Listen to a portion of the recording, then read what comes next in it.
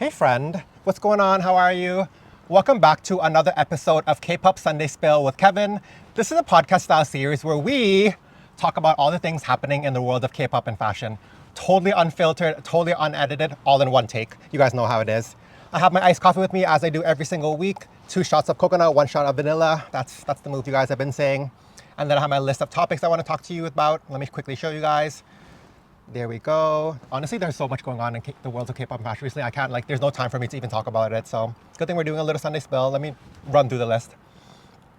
Okay, so K-pop Sunday spill for this week. So I'm going to talk about how Blackpink Lisa truly has the keys to LV, and I'll tell you why.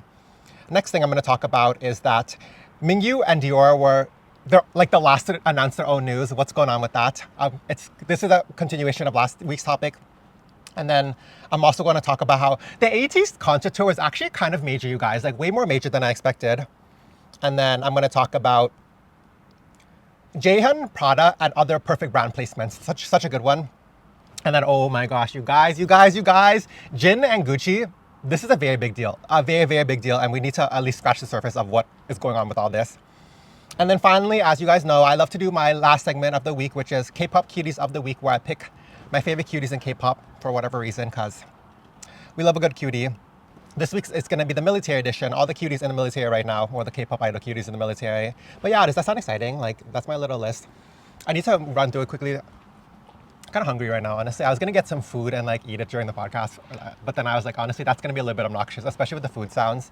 Even stopping to drink the coffee is already a lot. That's why sometimes it's easier just to have a guest so they can talk while I eat or drink food, whatever the case may be.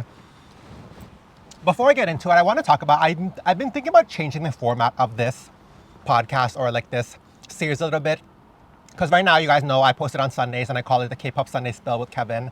I'm thinking about moving it to a weekday instead because I find that people don't really engage with content or watch content on the weekends because I guess they're out there enjoying their life, whereas I'm sitting in my car talking to you guys. But yeah, I'm thinking about moving it maybe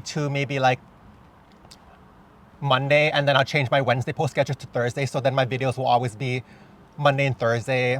And then instead of calling it K-Pop Sunday Spill, I'll just call it Kpop Spill Session with Kevin. I don't know. What do you guys think of that? Or do you guys like it on Sunday mornings? It'll either be Sunday mornings or Monday mornings. I don't know. It depends. But let me know in the comments. That's just something I've been thinking about lately, and I just feel I don't know. Not to say that no one's watching my Sunday Spill. People definitely are watching it, but it's just, I'm wondering if more people would watch it if it was on a Monday morning, or if maybe if I posted it to a podcast style platform and you guys could just listen to it as opposed to having to watch the movie in the background. I don't know. But I've been trying to figure that out. It's just, I don't know. Anyways, let's just get into it. So first topic, like I said, Lisa truly has the keys to LV, you guys. Her relationship with the brand is already quite strong. So just a recap for you guys, Lisa has been involved with Louis Vuitton for a little bit now. She was only recently announced as the official house ambassador for Louis Vuitton.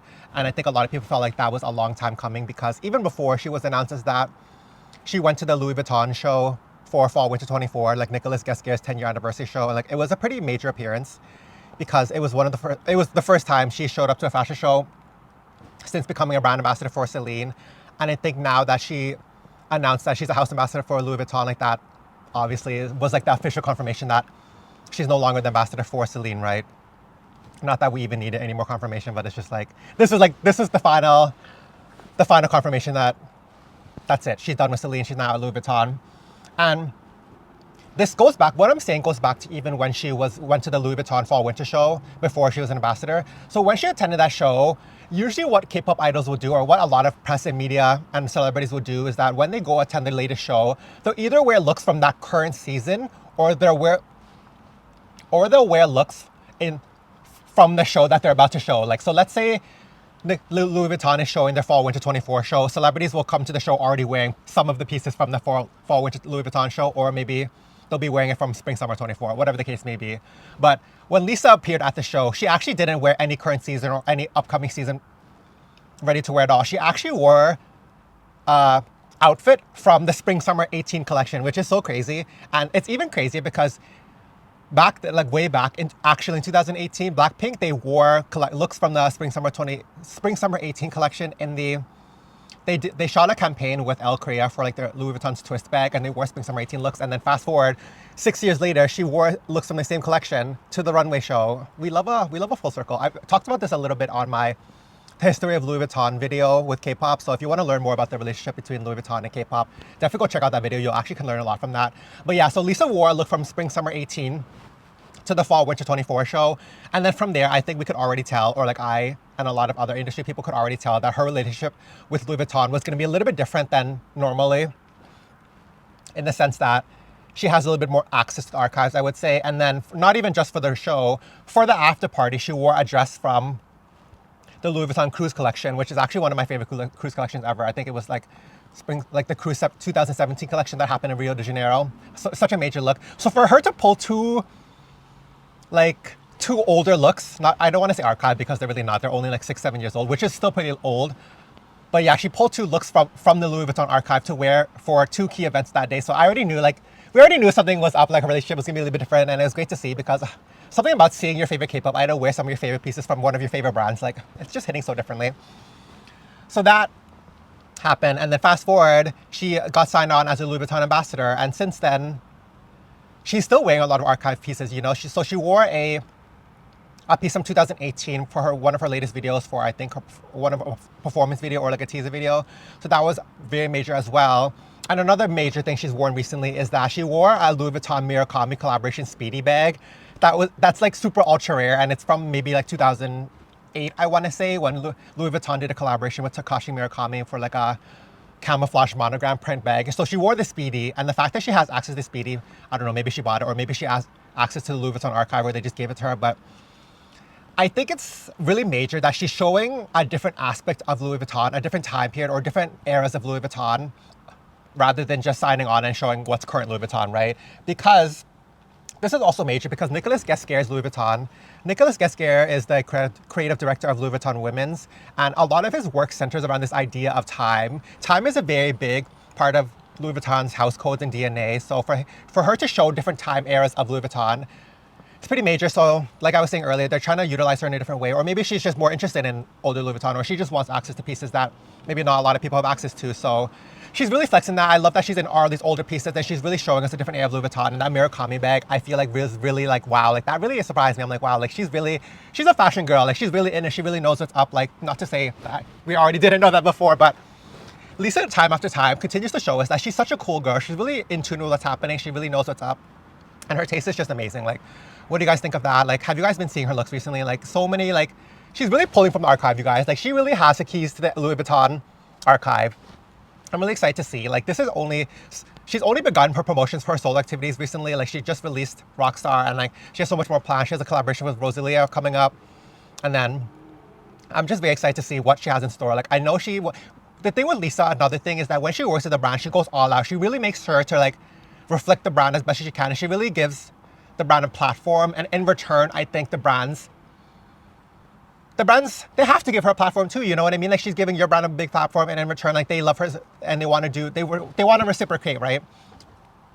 So they also give her a platform, and they give her access, and they're giving her access to pieces that maybe not a lot of people have access to before. So her relationship with Louis Vuitton, even though it's only been like maybe not even it's been like 2 weeks, it's already clear that it's already a very strong relationship, and it makes me very eager to see what's coming up with that. One thing about Louis Vuitton, you guys, they're really going to make sure that they're on top of what's happening in K-pop.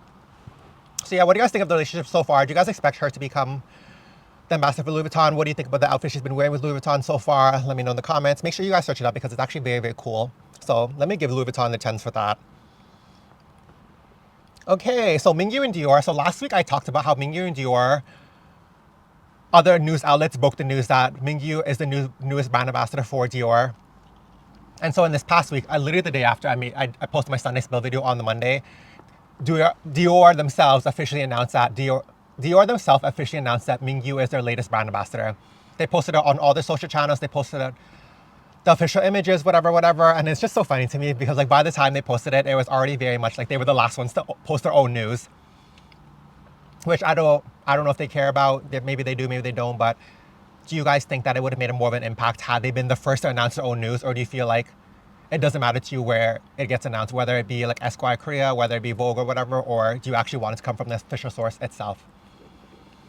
I feel like for me, I'm being honest with you guys, I prefer when the brand itself announces it themselves, only if they're planning to announce it in a major way. I feel like the days of a brand just like casually announcing that a certain K-pop idol is going to be the brand ambassador on like, I don't know, like Twitter or like Instagram, like just posting that announcement with the photo, I don't know, to me it just doesn't cut it anymore. Like that is not like wowing me, you know what I mean? Like that's not like, oh, like I'm stunned, like what a surprise. I'd rather them do it, or what I would ideally them do it with is like maybe they announce a surprise campaign or they announce a surprise element to it. It just all feels very regular when they just post it to the regular timelines. And it's like, oh, like welcome our newest ambassadors. Like at this point, every brand is doing that, right? You know what I mean?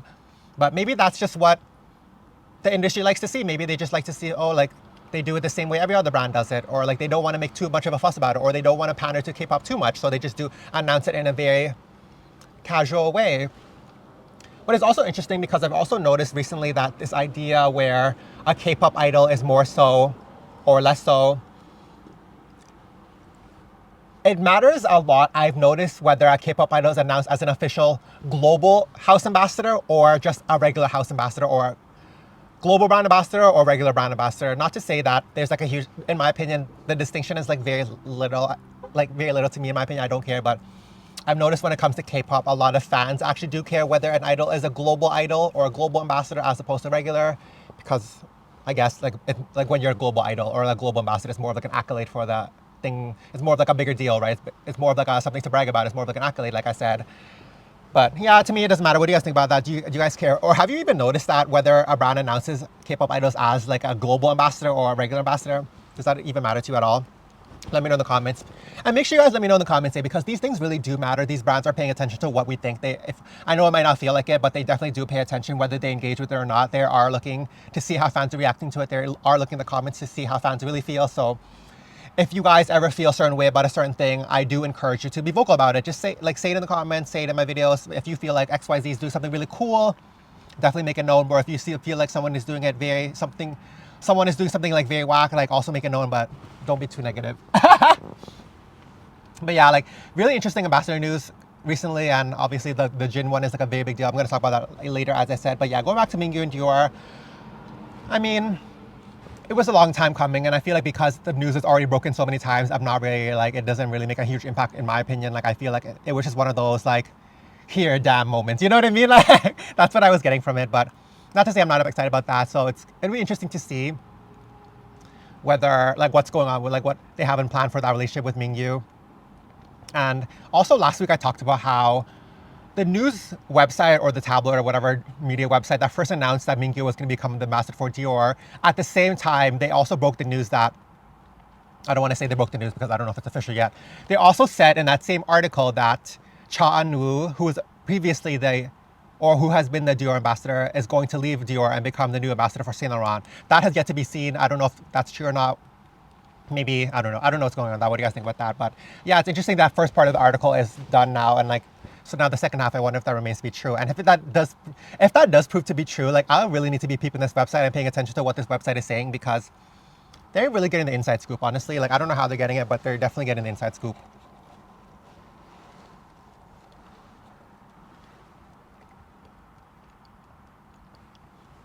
Okay.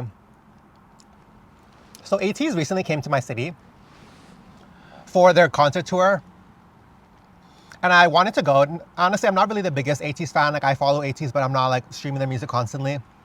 So I wanted to go, but yeah, like for one reason or another, like it just didn't end up happening.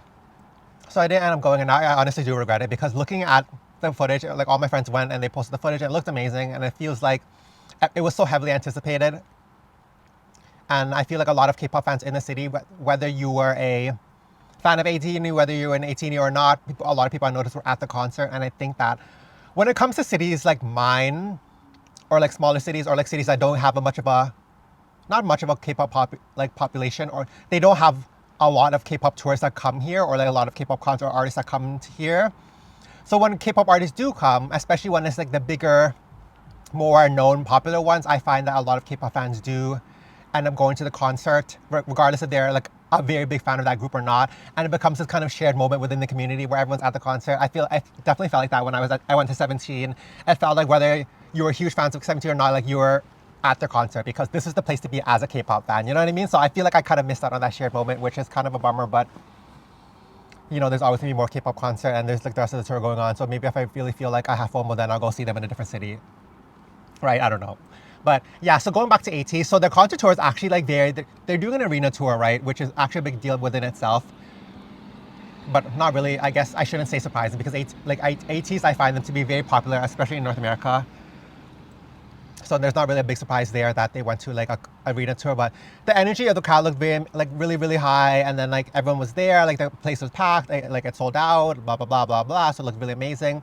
And considering the scale of this tour and the scale of Ateez and the popularity of Ateez in general, for some reason, I don't find that their involvement with fashion matches their level of fame within K-pop or their level of fame within North America. You know what I mean? I feel like for a group of that level, they should be more involved with fashion. Or maybe, to be honest with you, maybe they just don't want to be involved with fashion, but I don't know. But I think that, yeah, like, I feel like, yes, Ateez dabbles in fashion here and there, but they're not at the level where I would expect a group of that popularity to be at, right? So the most recent thing I can think of in my mind is when San went to the Dolce & Gabbana show, which is a pretty big deal as well. And then before that, Dolce & Gabbana dressed Ateez for Coachella. So fast forward to this tour, because the scale of this tour is so large and is being seen by so many people and it's actually like a very big deal, I'm surprised that no brand or like no brand has maybe tried to dress Ateez for the concert tour. Maybe it doesn't have to be like a top tier prestige brand, but maybe even like a more, I don't know, or even Dolce & Gabbana, they could have dressed Ateez for this tour as well. But not to say that this is like an issue that's only, not that it's an issue, that is the only thing that, a missed opportunity happening by brands for Ateez, you know what I mean? I think in general, a lot of brands are missing a lot of opportunities to dress K-pop idol groups for their tours because in terms of tour visuals, I feel like K-pop groups, in terms of the way they're dressed, in terms of the way they're presented, I think it's very strong. It's one of the stronger forms of media in terms of dressing. Maybe not stage production, but in terms of dressing for sure, K-pop idols are dressed in a different way. They definitely stand out more than many other artists from other countries or like media agencies or whatever the case may be. But yeah, like I feel like there's definitely missed opportunity. The last time I can think where a brand dressed a group for our concert tour was when Dior and Kim Jones dressed BTS for their tour, which I think was a pretty big deal. And since then, there hasn't been a lot of opportunity, hasn't been a lot of activity in that front, which I personally think is a missed opportunity. I think even Dolce & Gabbana could have definitely dressed Ateez for their tour. I think that would have been a major moment for them. I think that was kind of a fumble, but again, I don't want to speculate on the relationship between them and these brands. Maybe the brands don't care. Maybe the agencies don't care, or maybe both parties do want to do it, but no one wants to reach out to each other. You know what I mean? Maybe that's the missed opportunity, but I don't know. I would like to see more involvement with these brands, with Ateez and in K-pop concert tours.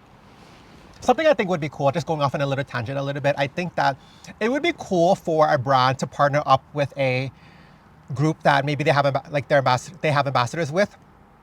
So for example, let's just give an example. Let's just say TXT with Dior. So we all know that TXT, Tomorrow by Together, are ambassadors for Dior.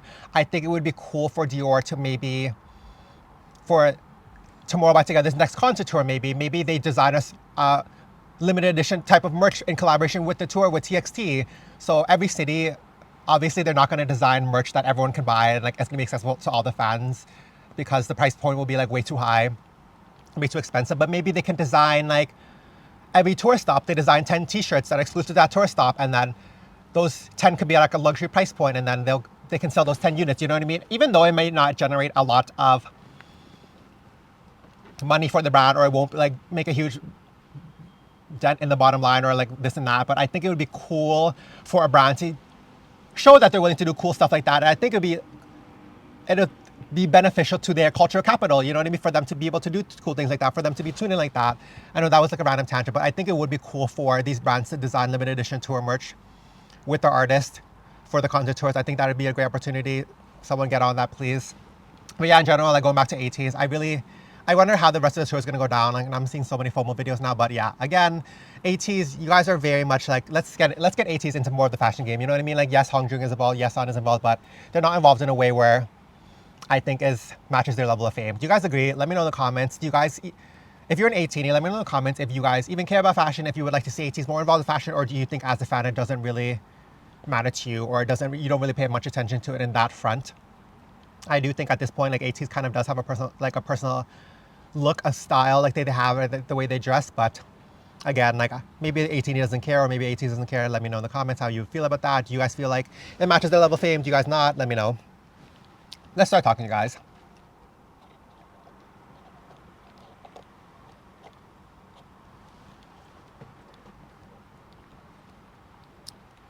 Okay, Jaehyun. Quickly, I want to talk about Jaehyun. So Jaehyun from NCT 127 is finally doing his solo debut album. Like, you guys, it's gonna be everything. I already know it's gonna be everything.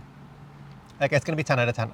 And there's already like a lot of promotions going behind it. There's a lot of energy going behind this debut. I feel like a lot of people, like before, a lot of K-pop fans were complaining like, oh, like they're not promoting this album, blah blah. It's coming out in XYZ days, and they're not promoting it at all, blah blah blah blah. But fast forward to now, recently they've been promoting it a lot actually. So they did first he announced it with some kind of like visual teaser thing, and these are long visual teasers. These are like minute long, and you really hear like what the vibe is so far. And then after the first visual teaser, so Jaehyun is a Prada ambassador. So him and Prada did like a fashion film together, filmed in collaboration with like I think Esquire Korea, and that was like a really big moment. He wore like a lot of Prada, or he wore our Prada actually, and then he sang he included the music of one of his songs or whatever in the fashion video. So that was really good to see. Like that was actually very, very cool. I always love to see Jaehyun and Prada work together. I think they have in terms of brand alignment between Jaehyun and Prada, I think it's very strong. Like one of like the best relationships. I love to see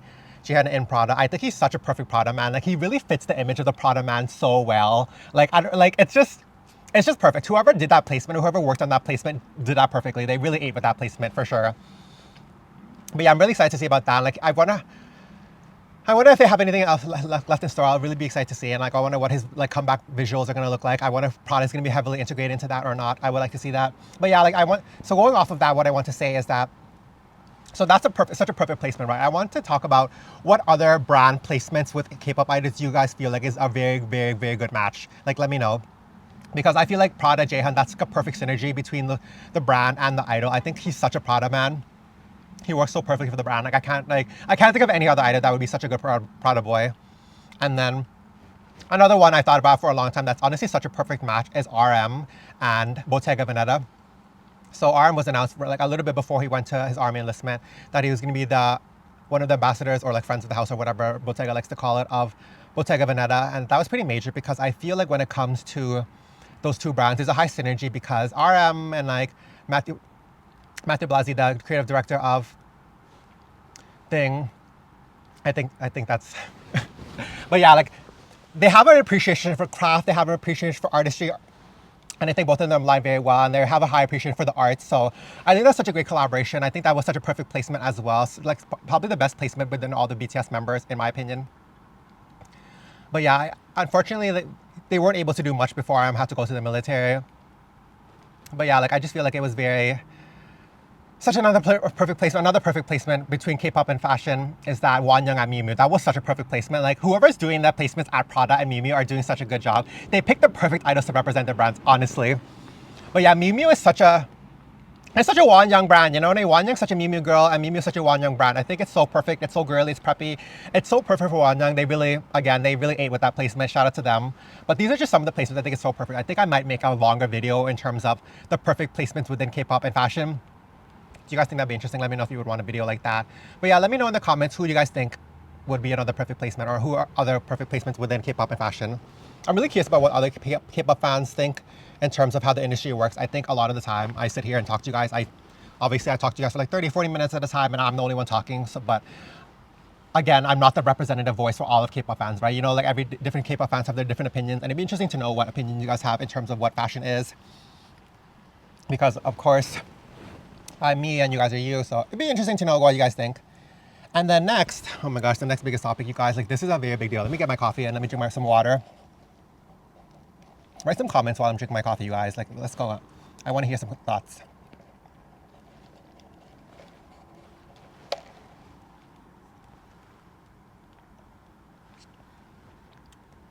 There's someone in another car that's been staring at me like the entire time. I'm like, what's he yelling about? Okay. Probably the most major thing I'm going to talk about in this entire episode is Jin and Gucci. Oop, that definitely happened. So Jin was officially announced as Gucci's newest ambassador. Very big deal. Very, very big deal. One of the biggest boy groups members signed with one of the biggest brands to be the ambassador. Like, that's a huge, like, this is a big, very big deal. And of course, this is already, like, a lot of fans had already speculated this. A lot of fans had already felt like this is in the works because supposedly when Jin was first released from the army. Okay, before I even get into this whole thing, I'm going to talk only briefly about it, honestly, because this is a very big topic and there's so many aspects to it that this podcast will be 5 hours long if I talk about the entire thing. But I'm just going to quickly go through it. And if you guys feel like you have other questions about this or like you're curious about other things about it, like let me know in the comments. But okay, so right after Jin finished his army enlistment, apparently Gucci had sent him gifts. And this is around the time of the Gucci cruise show. So they had sent him gifts so fans were already at that point, they were speculating that Gucci wanted to get Jin as a house ambassador or like brand ambassador. And then at some point, Sabato De Sarno, which is the creative director of Gucci, followed Jin on Instagram. So then that really added to the speculation that they're gonna get him. So like this went on for this was since maybe May and it's now August, right? So it's been 3 months now. And I think that it would have been very major had they been able to get Jin to come to the Gucci cruise show that happened in May right after he left his military. Like that would have been a huge move for them to be able to do that. Like the timing would have been perfect. But because they missed that window of opportunity, obviously it was very hard. I'm sure it was very hard for them to make that possible because right after he left the army, like for them to like sign the contracts and do all that and have him come to the show, like I feel like that would have just been like a lot to do and it would have been impossible because yeah, like, so that was very hard. But had they were able to do that, that would have been like a very big deal. But because they had missed that window, and another factor that I think delayed this whole contract and announcement is that Jin, he was one of the torchbearers for the Olympics, for the Paris Olympics, right? And the Paris Olympics are actually sponsored by LVMH, which is the parent company of Louis Vuitton. And LVMH is one of the biggest competitors of Gucci's parent company, which is Kering. So Kering owns Gucci and LVMH owns Louis Vuitton. And they're not to say that, oh my gosh, sorry. Not to say that they're huge like enemies, but they're rivals. They're like it's their competitors, right? So I think that kind of delayed the announcement because they wouldn't. The company Gucci wouldn't sign Jin on to become an ambassador, and then he would go on to represent or like go on under LVMH to run the torch for the Olympics, right? Like that would just be odd to me, in my opinion, or maybe that would just be kind of like a conflict, right? So maybe they have to wait until after the. I'm just speculating, by the way. Like this is not officially what happened. I'm just saying like this. That's maybe why the timeline was delayed in terms of the announcement. That Kering waited until after Jin did the whole LVMH torch-bearing thing, and then after they finally signed the contracts, and he was finally became the ambassador at Gucci. And I think another thing is that when it comes to BTS, because of the scale of BTS is so large, like that is one of K-pop's representative groups, right? Like that, whether you like BTS or not, you cannot deny that BTS is like one of the representative groups of K-pop. And I think because that's the case, and they're the flagship group of HYBE, of Big Hit. So that being the case, obviously, I'm sorry, I don't want to say obviously. That being the case, you could see why BTS would be very carefully managed by Big Hit because that's their flagship group, right? Like that's their top IP, like they want to manage it carefully. So I think that when it comes to signing a contract with Gucci, I'm sure that Big Hit wanted a lot for Jin, right? They wanted to make sure that if he's going to be represented or if he's going to represent Gucci, that they have a lot of things in plan for him, or they're about to give him a platform, or they're about to have a lot of activities that would be matching the way he cares to the brand, right? Because I feel like at this point, Jin really doesn't need to be a house ambassador for any brand, really. He's very big at this point, right? He doesn't really need to be a fashion brand ambassador. Like I feel like Gucci needs him more than he needs Gucci, right? So for them to secure Jin, I feel like they would have to be able to show HYBE that, like we're one of the biggest brands, we can do a lot with him, we have a lot planned for him, this is what we're going to do, XYZ, to really be able to convince him to be like, okay, yeah, we're going to give up Jin to be an ambassador now. Because the thing of being an ambassador is like, yes, it's very glamorous and it gives you a big title, it gives you a lot of weight to your fame, but at the same time, it can be limiting in some ways to be a brand ambassador, because now, a lot of the times, you can attend other shows or other runway shows with the brand, or you can do certain things with other brands because you're a house ambassador for XYZ brand, right? So I think, yeah, like I feel like the contract negotiations between Big Hit and Gucci probably took a long time to formalize it. And then fast forward to now, I'm glad it happened, because I think that in terms of the level of the brand and the group is at, or Jin is at, I think it matches well. But at the same time, I feel like Gucci right now is kind of, they really want to revitalize their men's collection. I think Sabato De Sarno, who's the creative director of Gucci, is really putting an effort into refresh the men's collections and really reinvigorate the men's. And I think Jin has the platform to show Gucci to a huge audience of people, right? Because if you're a creative director of a brand, I've talked about this previously before as well in one of my last videos, but if you're a creative director of the brand and you're refreshing the aesthetic, or you're introducing a new aesthetic to the brand, one of the most important things in that process is to be able to show what the refreshed aesthetic is to a large audience, right? So if Sabato is gonna kind of introduce a new aesthetic, and like this is gonna be the new Gucci men's, he needs people to be able to show the new aesthetic to a large audience of people. And who's better to do that, honestly, than Jin from BTS, than someone from BTS, because they do have one of the biggest platforms in K-pop in terms of visibility, right? Because BTS is just the biggest boy group in the entire world. Like, there's no denying that. So Jin is probably the best person to do that.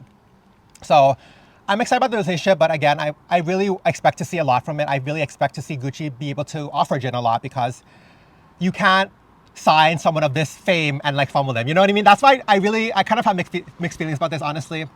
But yeah, I'm excited to see. This really is big news in my opinion. I'm gonna maybe do a whole video about this, but let me know what you guys think about this whole thing. But this is gonna be very interesting to see, especially because now, if you guys don't follow the industry, Gucci's kind of having their own like little identity crisis right now, because as I said, Gucci has a new creative director, and the previous creative director had a very strong aesthetic in place. It became very synonymous with Gucci. Like the look previously with Gucci became very recognizable, right? So this new look for Gucci doesn't really feel the same as the previous Gucci, which obviously is intentional, but it feels very detached from what Gucci was. So I think a lot of people feel as if they've lost the plot a little bit, and considering the current situation with the economy and whatever, and this new designer, sales of Gucci are like they're really dropping like massively. So they're in a kind of like a bad spot right now in terms of identity crisis and this whole economy. So it'd be interesting to see how Jin can impact the brand.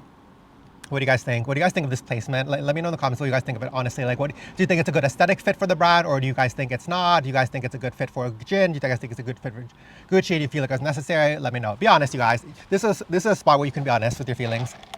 But yeah, like that just like scratched the surface of how I feel about this whole ambassadorship. Like, I could talk for so long about the implications of this ambassadorship, especially because Gucci doesn't really have many K-pop idol ambassadors, actually, really and truly. They only have a few, and it's like they're very selective with their ambassadors, right? So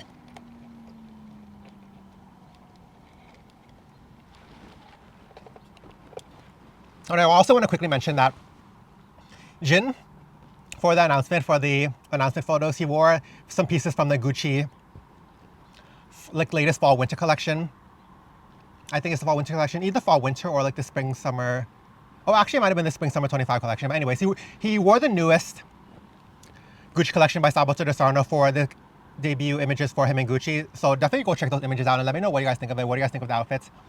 I personally like Sabato's men's Gucci a lot. I really do believe in it. And I think Jin has the potential to really show off it in a great way. So yeah, let me know what you guys think of it. Definitely check those images out, like I said.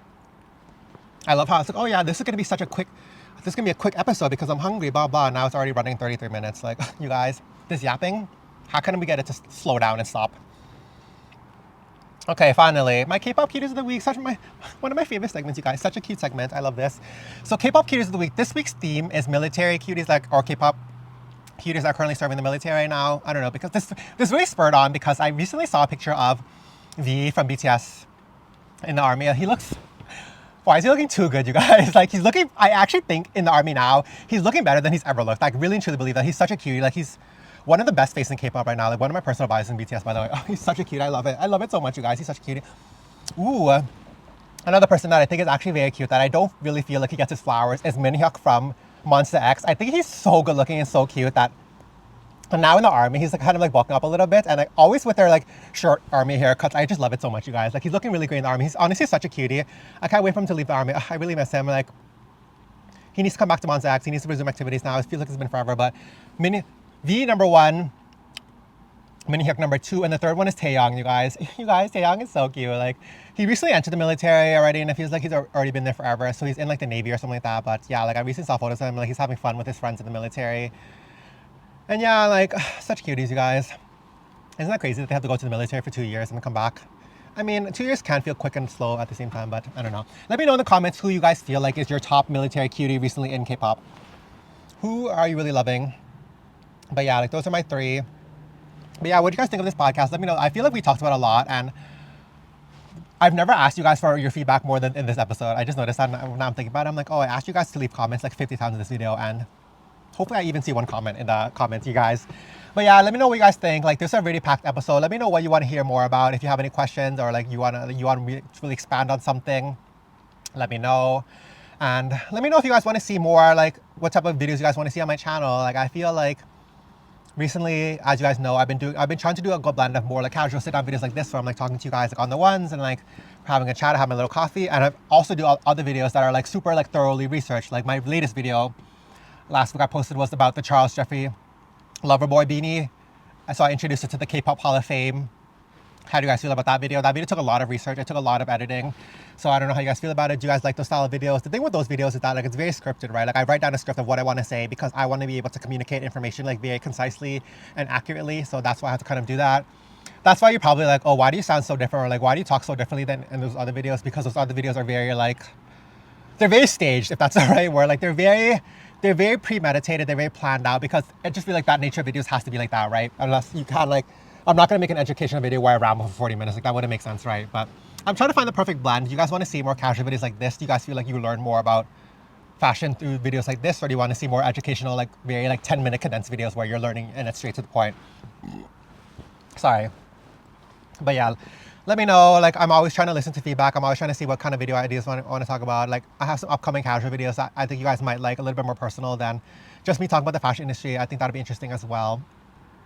But yeah, like I know this is a kind of a long outro. But yeah, let me know what you guys are interested in, what you guys are excited about, or what you guys want to talk about. Or did I miss anything? I feel like so much is happening in the world of K-pop fashion recently. I really cannot cover it all. And it's like when I even post on like TikTok and stuff, it's already like pre-scheduled.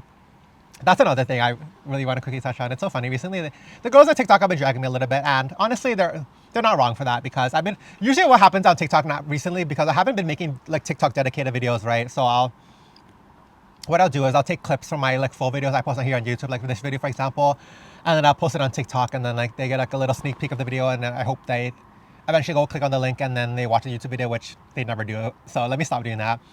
But yeah, so recently what I did was that I posted a video for my Charles Jeffrey Loverboy video, because I was like really proud of that video. I wanted a lot of people to see it, right? So I went on TikTok and I posted a video, but I ended the video on a cliffhanger. I don't know why I did that. I'm so annoying. Like I think it's so annoying when people do that, so I don't know why I did that myself. So I left the video as a cliffhanger, and rightfully people are dragging me for it. They're like, oh, blah, blah, like, why'd you leave on a cliffhanger? You're so annoying, blah, blah. And they're right. The girls are rightfully dragging me. Like that wasn't dragging me. But yeah, like let me just, I don't know. It just takes a lot of time to like do these kind of videos and then make like a little TikTok video on top of having to make these long form videos, right? So let me just stop posting TikTok altogether. Like that was like, I'm so annoying. But yeah, like what do you guys think of this podcast? Kind of hungry now. This is probably my longest podcast ever, actually, my longest episode ever. Oh yeah, let me know if you guys want me to post these episodes or like these little sessions on like a podcast platform like Apple Podcast, or if you want me to post it on Spotify Podcast. Would you rather that, or do you guys are you guys okay with watching it on YouTube? I don't know, but let me know, because I'm not going to do it unless you guys want it, because I just feel like having to go through the effort. I don't know how to upload podcasts, you know, like that's just not, I've just never done something like that before, but I'm willing to do it if you guys want that. But yeah, about 38 minutes and 44 seconds. Thanks for spending some time with me, guys. If you guys made it to this video, like really shout out to you guys. Honestly, shout out to you guys. Like, make sure you guys subscribe to my channel, watch my videos. Love me a lot.